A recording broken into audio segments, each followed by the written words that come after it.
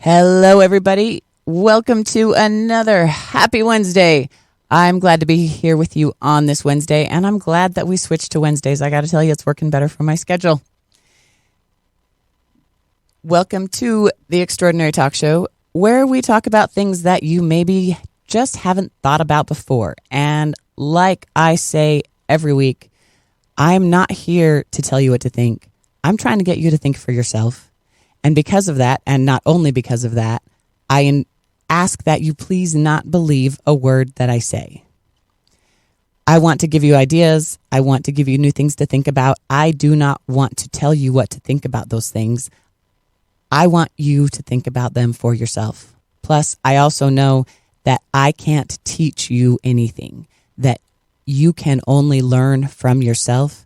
You can only ultimately learn by one, your own example, your own personal experience, and two, what you learn from your higher self and your inner knowing. And anything that I say can only be confirmed by your inner knowing, but that means that you can only know it's true from you, not from me. So I invite you to entertain the things that I have to talk about. I invite you to use them as mental bubblegum and play with them and decide from there what you think and what your own opinions are. But there's a thing we talked about last week that I want to go over really briefly on that. As you're evaluating your thoughts and developing your own opinions, it's important to not sign your name with an opinion that isn't absolutely validated. Because we make a mistake as humans that we want to be right.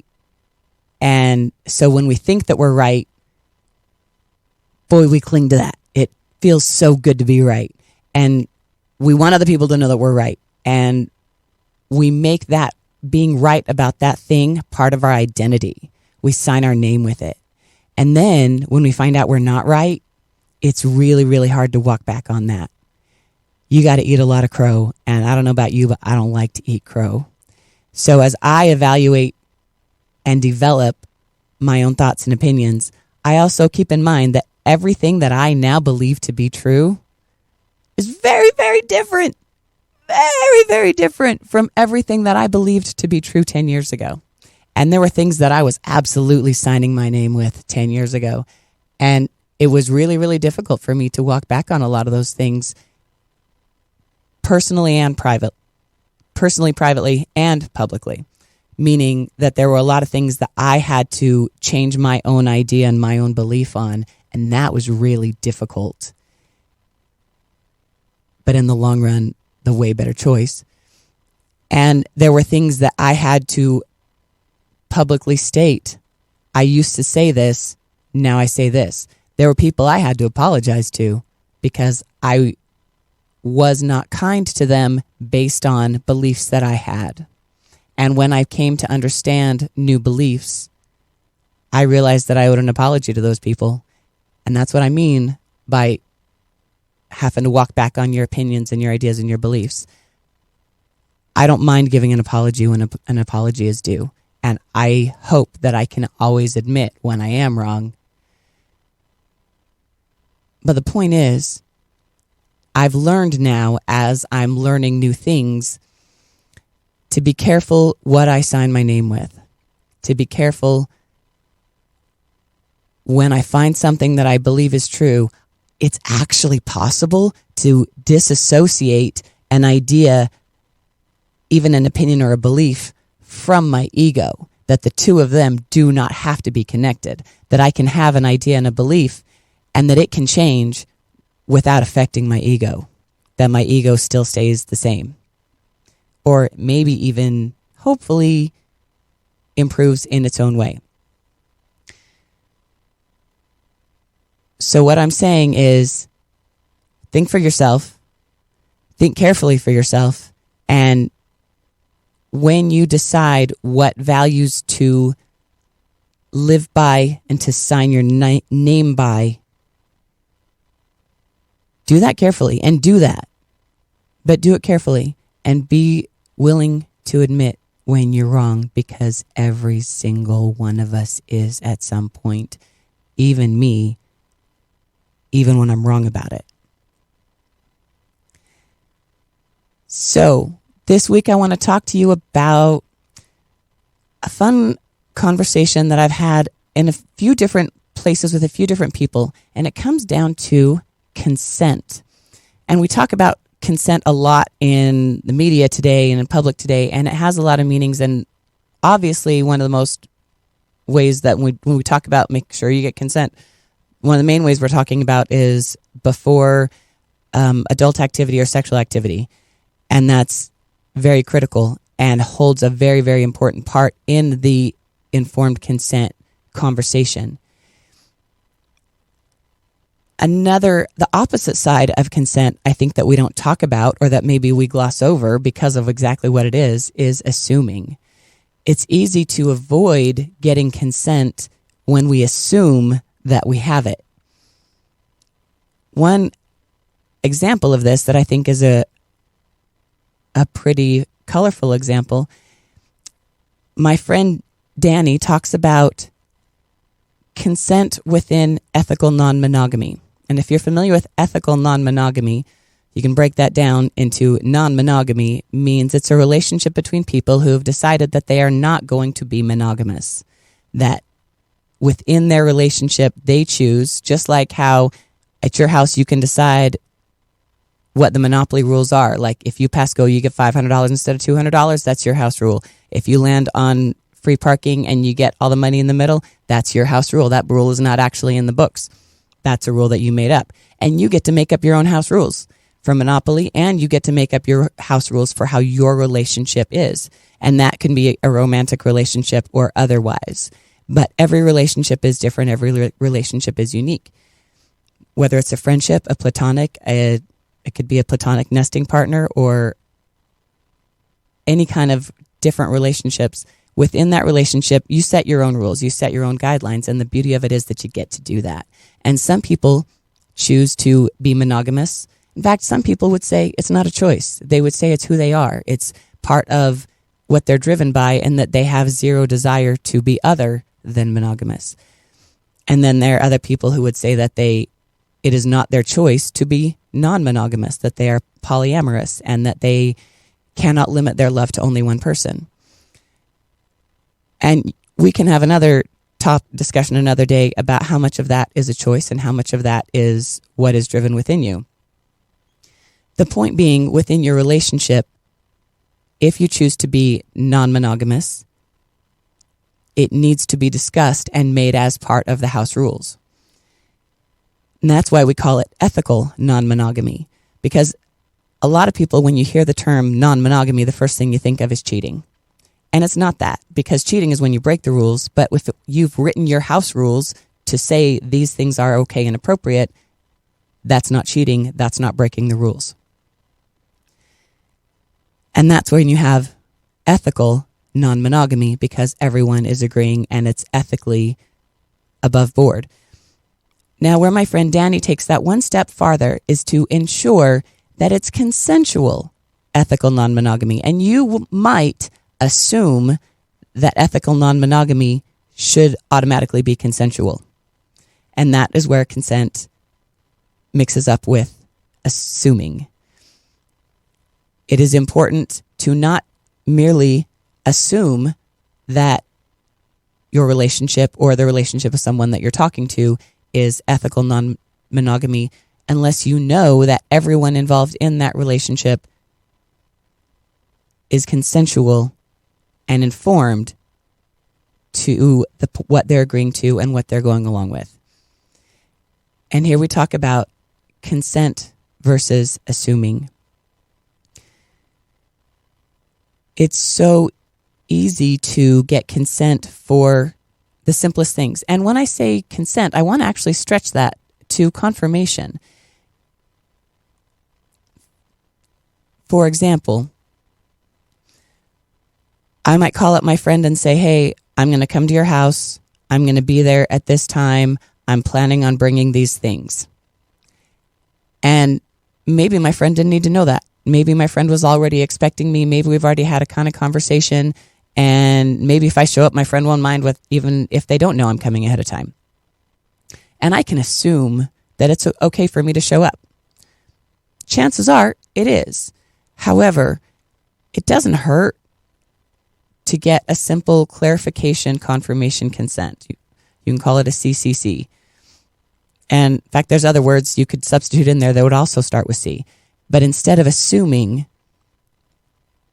you just confirm, hey, send a text. I'm going to do this. I'm going to be there. This is what's going on with me that day. And one thing that I was wondering about is why don't we ask consent more, or just in that manner, it's not even asking as much as giving. It's giving a confirmation, which carries with it consent.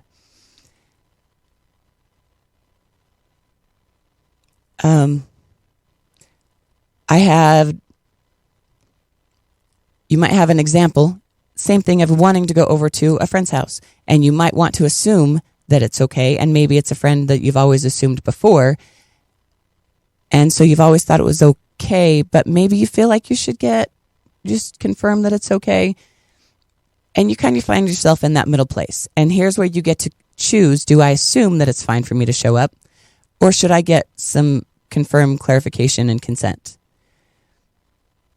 Why do we go back and forth? Why is that a question? Maybe you're in a hurry and you don't have time to send the text. That's one example.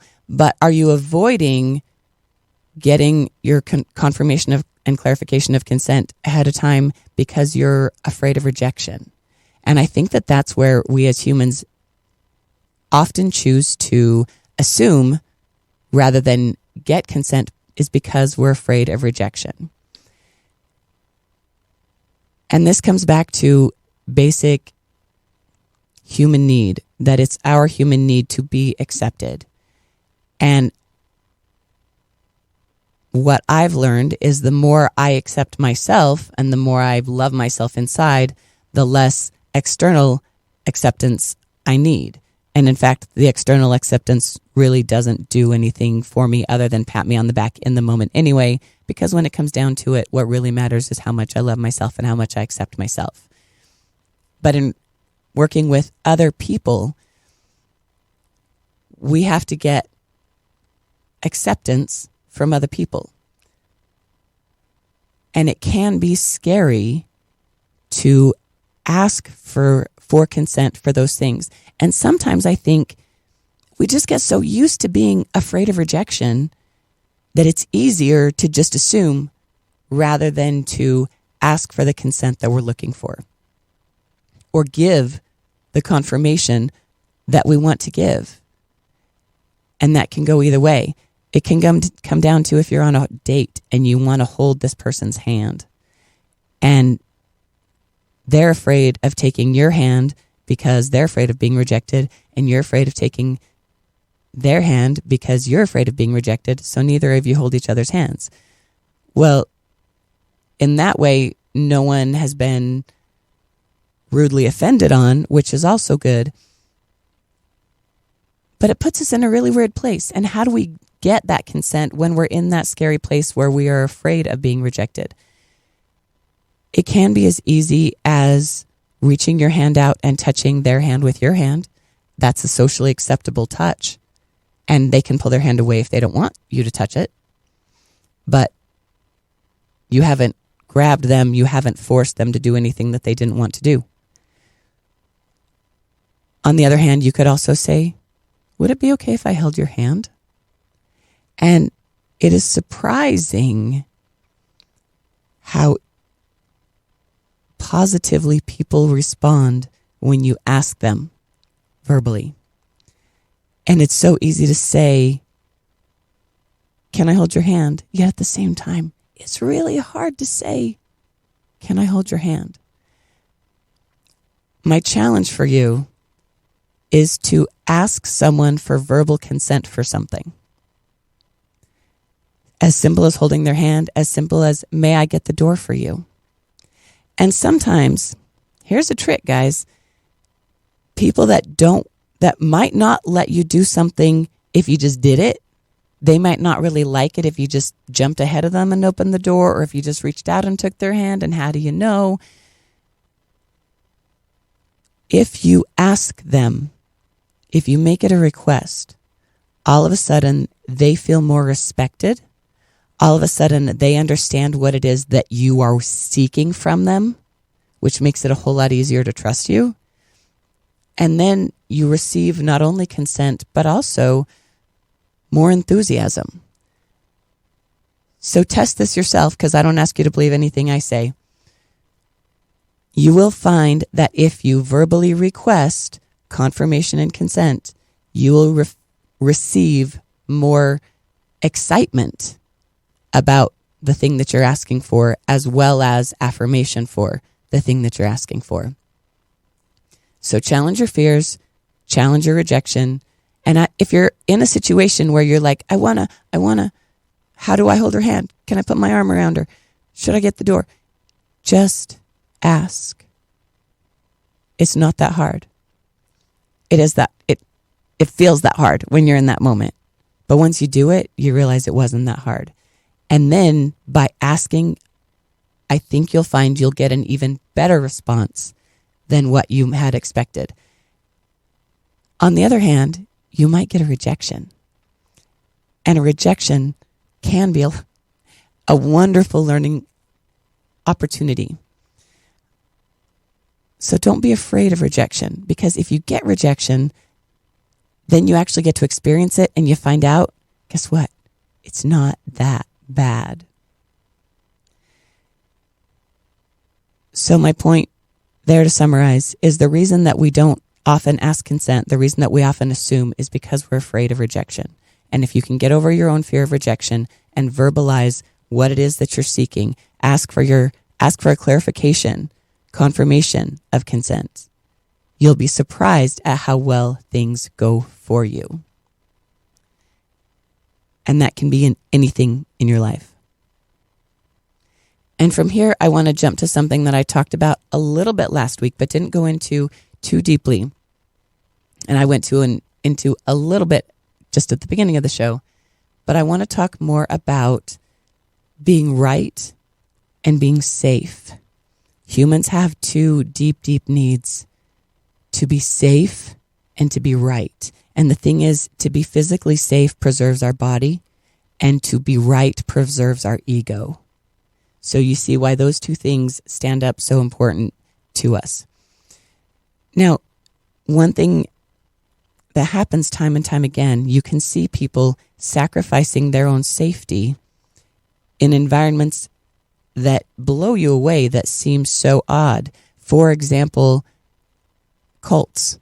This is the best example. It's the easiest one.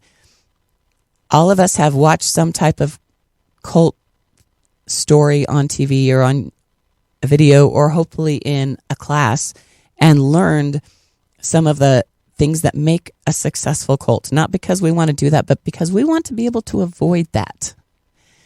One thing that always makes a successful cult is a charismatic leader. And this is someone who at the beginning is admired and then over time is feared. And what this person offers at the beginning is both safety and rightness. Religious cults specifically tell the people, you're in trouble. You're in danger. Your soul is in danger, and or your body is in danger. Based on these religious teachings, based on these current political laws, your soul and or body are in danger. So here we create an illusion of unsafety. And when people have an illusion of unsafety, they get scared, and fear is very, very powerful. And because we want that safety so much, we will run towards anything that we think will take that fear away. And what these cult leaders also offer us is the ability to be right, to have your ego patted, to say, look, everybody else, they're also in danger. Everyone else's souls and bodies are also in danger too, but they don't know what we know. So first of all, we're placing ourselves above other people. We are elevating us above others. Those people don't know what we know. We have the blah. We have this book. We have the gospel. We have the answer. We have this thing that is going to bring you safety.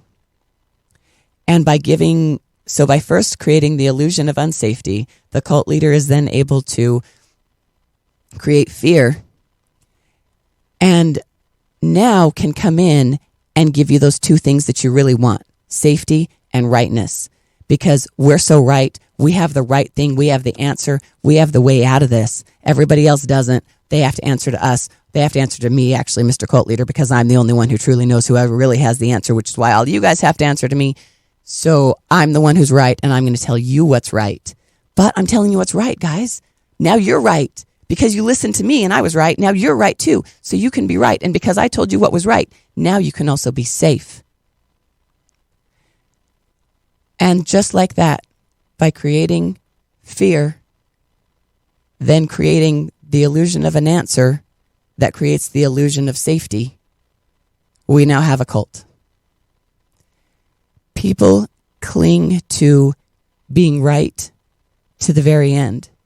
So now we have these people who are in cults who are even suffering abuse, sometimes horrible abuse. And yet they continue to stay in it because they still think that they're right. And they still think that this is the only path to their safety. And they sacrifice their safety for the illusion of being right. And why am I bringing this up? Because I see it happening.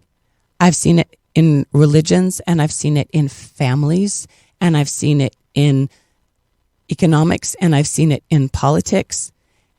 And I can't tell you anything other than the signs to look for. Look for somebody who says, you're in danger, and I have the only answer. Anyone who's telling you you're in danger, they're creating for you an illusion of unsafety, so you're going to cling to safety. You're going to search for safety. And then they can show you, ta-da, I have your safety. I'm the right guy who has the right answer, and I'm going to give you the right thing.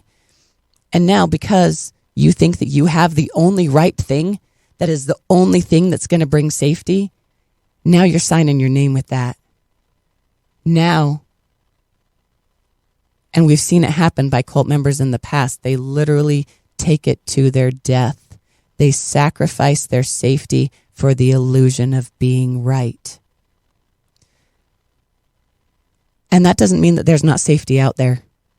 There is safety out there. In fact, there's more safety than the people who are trying to scare us want us to see that there is. There's so much safety and there's so much rightness, but you don't have to sign your name with it. You can just follow what does feel right, because what does feel right will always have more than one answer. And also, what is right never minds being questioned. What is truthful never minds being questioned. False right is terrified of questions.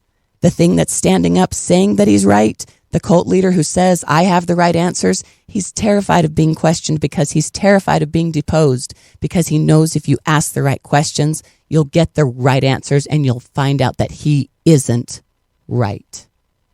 Please seek the right answers. Seek the right safety. And realize you're not in danger. Guys, I love you. I'm Della. This is The Extraordinary Talk Show, and I hope that you have another extraordinary week. I love you. Remember, I'm not trying to tell you what to think, but I am trying to get you to think for yourself.